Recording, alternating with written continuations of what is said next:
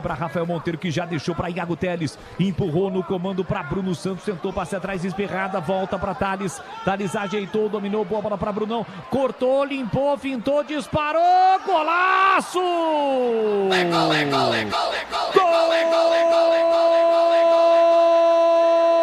Gol do Londrina! Belo gol de Bruno Santos, tem a 9 estampada na camisa. Ele recebeu na entrada da grande área, limpou e meteu no ângulo esquerdo do Diogo Silva, que pulou, mas nada pôde fazer. O Londrina amplia em Campinas. Bruno Santos, um belo gol. 20 minutos do segundo tempo, está registrado. Londrina 2-0 para Ponte Preta. E o detalhe do gol, Pedro Piscinato. O detalhe é a qualidade, perfeição do chute do Bruno Santos.